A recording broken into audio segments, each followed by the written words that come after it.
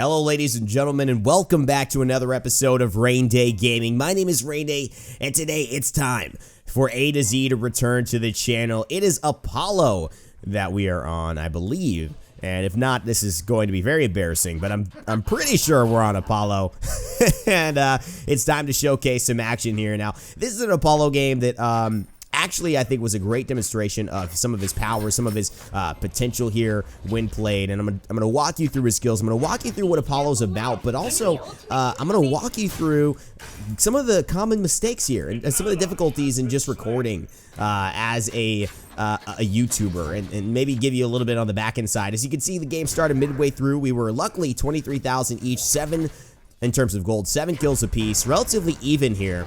And I was 4-1, but the reason I started recording at this point was because I was looking at my OBS after playing this game and said, oh boy, like, I cannot believe I just recorded this hot play that I did to give me a double kill off a great Ares pull, and unfortunately, I noticed at that moment that the worst had happened. I was not recorded, and I was not recording, and that is just a common aspect of being a YouTuber. Honestly, that is just a part of this job. I think sometimes you realize that as you're playing, you forget sometimes in the moment to hit that button, and it can make all the difference. So I, however, wanted to record this game because I felt like I was doing well. I was really showcasing Apollo, and all my goals are here to continue showcasing that. Ratatosker trying to aggress onto me here. Very aggressive god, wants to get that stun off. Geb rolls in, and now has no movement skill, so if he were to get chained by Ares, he would have been in a very bad spot. Ares now going and aggressing by himself. I have my ultimate. Now they're going on to him. Unfortunately, he is looking low. I pop into the ult here as Apollo, have that global presence, have the AoE, and I get so much damage onto both of them. They do get the Ares, try to get the Geb, but Zeus comes over with the brand new skin, and I know I need to get out. Actually, if I would have stayed 1 second later in that ultimate, I would have died for sure. 79 health only to my name.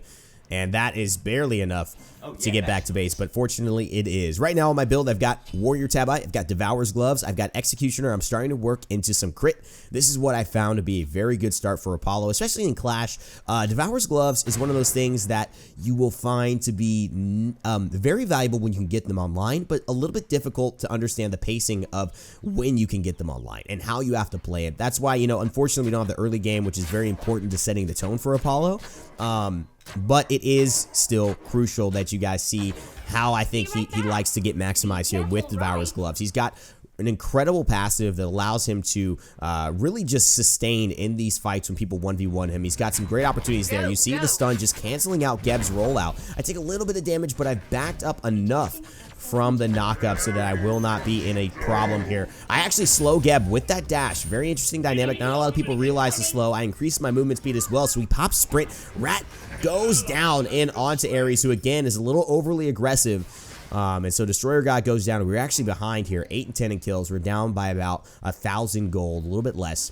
And so I decided to keep farming up. Again, I have the Devourer's Gloves. I want to keep getting this lifesteal bonus onto them. They can stack up to 75, and that is going to be crucial for Apollo to do my thing. Look at this, all this damage. I have to run out. I get the 2, which is the silence. It's essentially, and not a silence, it is a mesmerize. And what that means is that when you mesmerize your opponents, they cannot do any action until action is taken against them, and that is one of the biggest keys there. So any damage done breaks the effect. It's very much like Cupid's mesmerize that comes in after his ultimate, so you can choose to really just leave them there and wait, or you can make things happen. There's a couple of big hits onto Zeus, so we get the kill there. Ares goes down yet again. I gotta get out with my life. Get the beads, 9 health. Oh my god, he's still pursuing me. No, leave me alone. Oh god, here.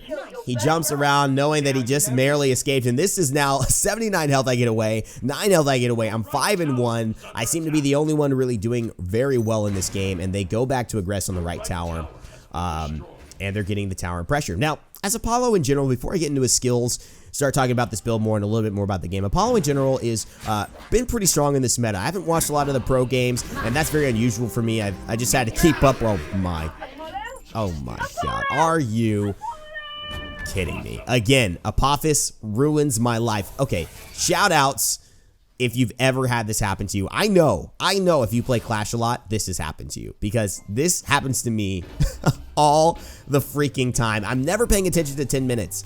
I need an alarm to go off at 9 minutes and 30 seconds every time I start a Clash game, because just to let me know that you stay anywhere but near the middle, because the instant death, it is just nuts there. Apophis, when he spawns, does a ton of damage to anyone standing into it. If you're full health later in the game, it probably won't kill you, but at my stage of the game, taking any sorts of damage, being half health or low, you will die.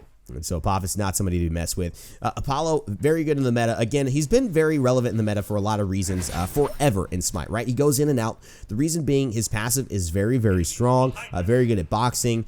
The other thing is when Devourer's gloves are something that the meta feels is good, he works really well with them.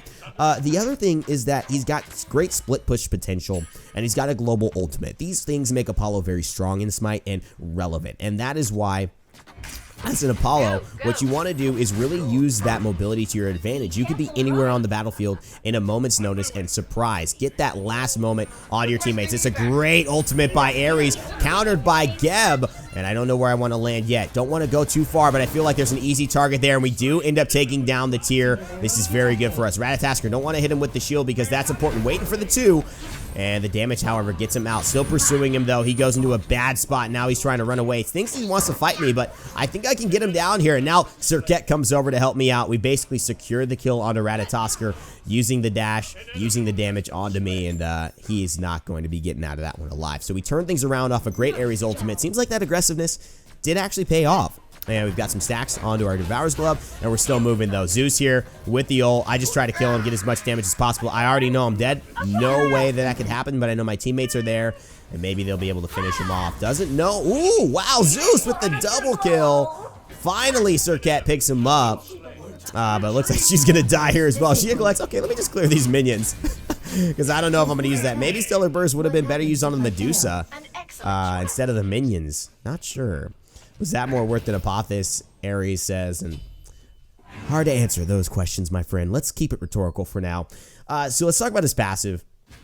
Audacity. After 10 successful basic attacks, Apollo gains Audacity, and what this means is his attack speed increases for his next 5 auto attacks. Now, whether you miss or hit, they will be increased. It doesn't mean it procs on hit. It is just they come out faster for the next 5 once you get that bar right above his icon full. And that means that you have 100%, you double your attack speed, which can be incredible DPS, one of the fastest moments of DPS, single burst DPS in the game. You see here, Devourer's Gloves are keeping me well sustained in this fight, although a lot of them are aggressing onto me. Those crits are helping me to get my health back very, very quickly. There's a great ult by RAYNz. I have the stun if I want to use it. There's another stun to get more damage off. Rattasker's coming in soon. He misses the knockup onto me, and I actually aegis so much of their damage that they're out of burst. They haven't killed me, and now they are on the defensive. I run down trying to finish off the Zeus, but he's already been finished. And that's the kill. Destroyer the God again sets up a lot with the ultimate, and now I think it's time to go for Apophis. The thing with this build, with Devourer's Glove, getting that crit here, you're going to have a decent amount of sustain when you go into this fight. I don't have my Audacity passive, so I'm not gaining it as much as possible. In fact, almost died there, 25. This has been the game of close calls. And I actually need to get back out of here before anyone tries to take me down. It's only Geb, though. Everyone else is dead on their team. And we head back to base.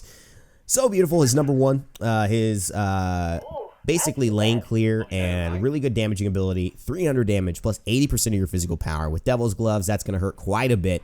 And when you get in the late game, this is going to be very good on the squishies, especially if you have a level lead, which I currently do over almost everyone except the Medusa. It will damage everybody it goes through, and minions, enemy players. It will not stop on the first one hit, unlike some gods like Thoth currently after the nerf to his stun.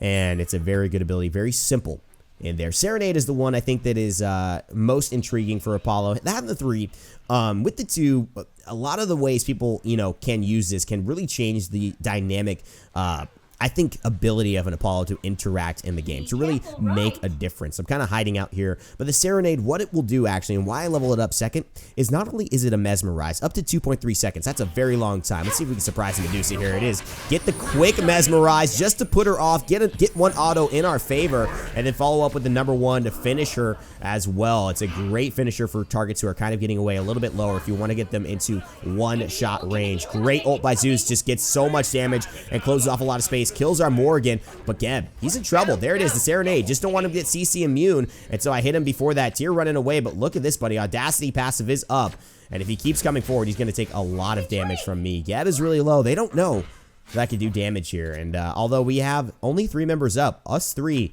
can definitely get a kill if they are not carefully positioned. I've got my ultimate as well. Geb not going to back here, knows it's not safe for the soul pursuing him. I've got my ultimate. Audacity is ready.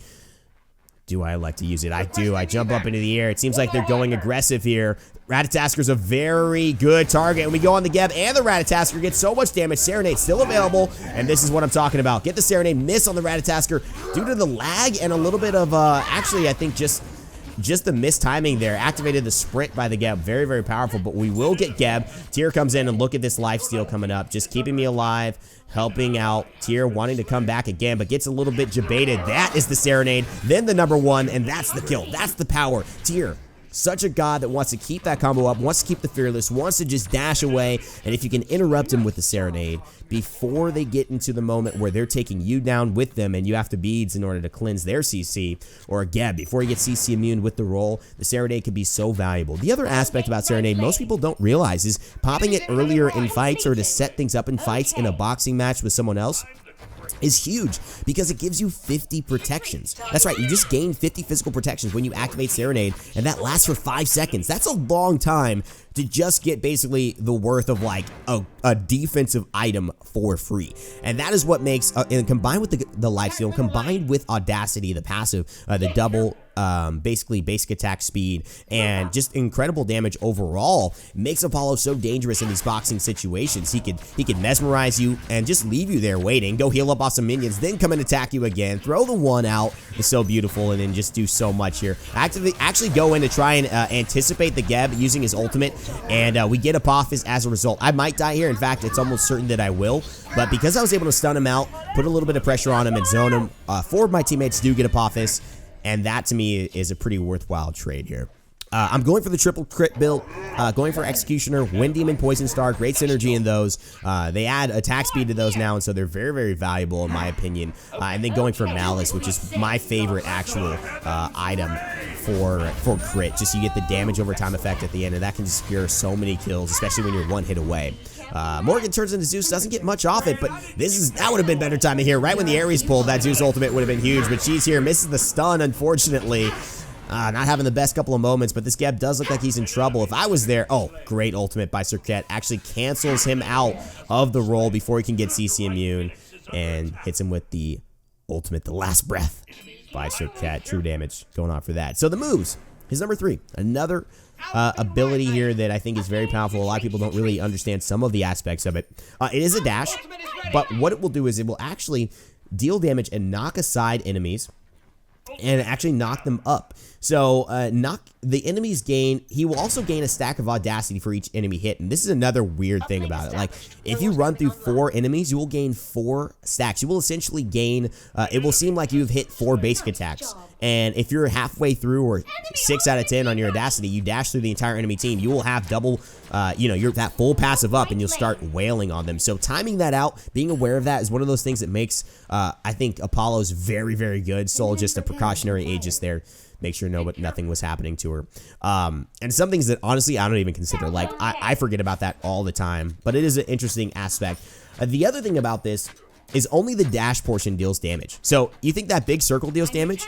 It does not. Actually, the dash portion does. And look at this, just stunning out the Geb. That huge mesmerize. This is what I'm talking about, the strength of Apollo. Now I finally get hit. He knows that, and the target's got me, and all of a sudden, Tier comes over as well. Zeus with a little bit of damage. I know the pursuing is happening. I've got my ultimate, but I feel like I'm out of range, and Ares there. He's going to seal the deal. Geb still after me, but there's another Serenade, and I turn around now feeling comfortable, and that is the power of Serenade, trying to chase Apollo, trying to engage onto Apollo. He just has so much, and that's the split push potential too. If he hadn't stunned me there, I would have easily just been able to ult, but because of that, because I had to take too much damage from the Zeus as well, I just decided to run instead. It ended up working out for me.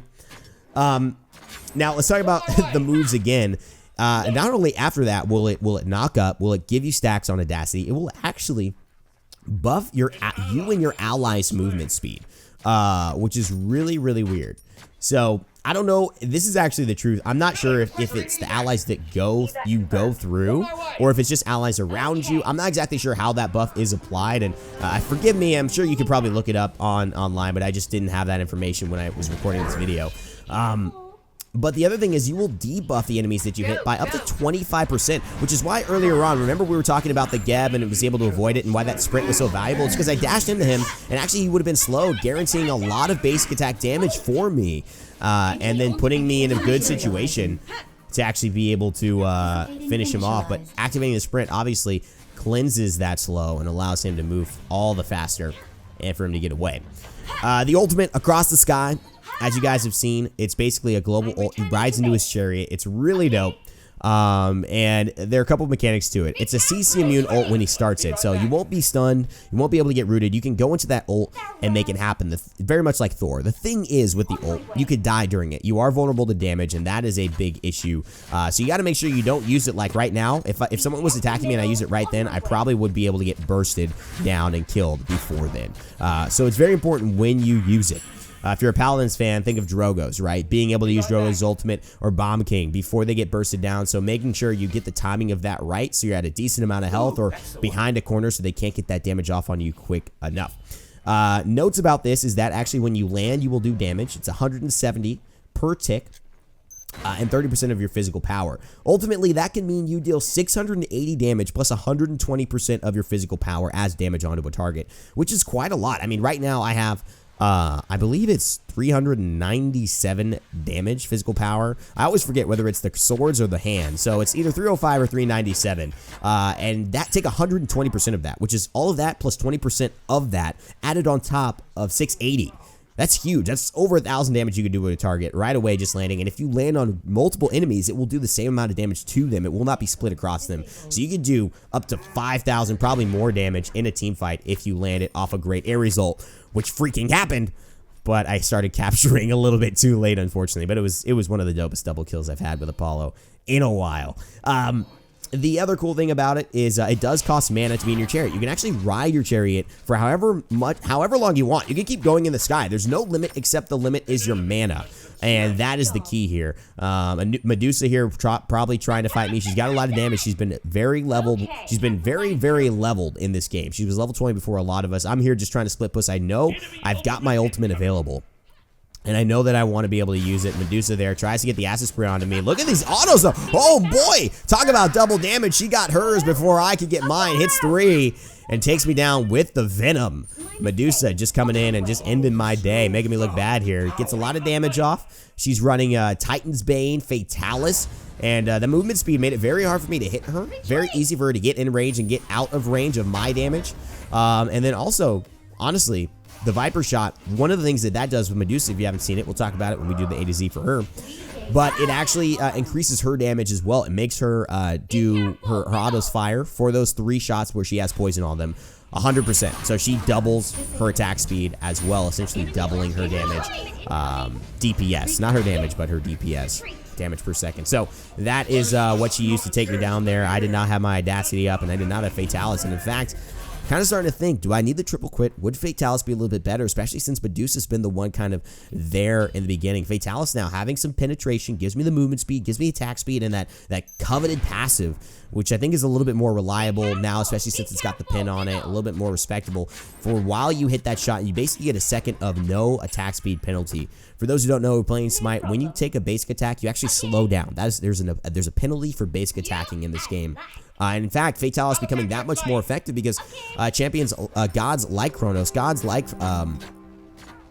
let's see, who was the other one? God, was it Soul? Yes, Soul, who had Fatalis effects on their kind of core kit, was actually taken away. And this is so good for a tier who's running at you, right? Mantle of Discord pop for him already. He's in trouble. That's the damage sticking in from Malice. I could die here, and actually I will. I had my Aegis, and that is my fault completely. A more aware player right there in that moment would have just said, let's Aegis. Let's Aegis, knowing the damage would come through. Zeus isn't really going to wait and look at my Aegis to try and do it. He just wants to get the damage off, sees me low. He's at a primal state right there. He knows the kills are in front of him. And I just didn't Aegis. I didn't Aegis quick enough. Had a lot of damage. that was it. Sometimes you make mistakes like that, and sometimes you just say, dang, gotta remember my relics. Honestly, I'm on the side of I don't want to use relics and try not to use them like before I die guaranteed if it's like a situation that's like a no-win. But for me, honestly, I think I could be a little bit more liberal. I don't know about you, but I find my relic usage is one of the I think more impactful things I can do to improve my game right away in Smite. So I'm going to be paying attention to that, and expect me to pay attention to that and kind of highlight that in future games as well in the A to Z series and my other Smite gameplays. So moving on again, Apollo with that ultimate, able to just go across the sky. It's basically dependent on the mana that he has. And then now able to just go ahead. There's a consumable blink, it looks like, from the Medusa. Can't find the damage, though. She's not in the best of spots. I've got my ultimate here across the sky. I've got my build: Fatalis, Wind Demon, Malice, Devil's Gloves, Executioner. Tier, leave us alone. I want to 1v1 this Medusa, please. Leave us alone. Thank you. Let me make this happen. I've got Fatalis now. And it is 2v1 currently. A little bit of a precarious situation. She used her consumable blink, so I don't think she's going to come up and deal with me here. Relics. New thing in Smite. You got to get used to them. You got to make sure you play this way. I decided let's just go get an advantage on our side here. Finish off the Geb. Rat probably going to get pulled. Doesn't. Uses the beads, though.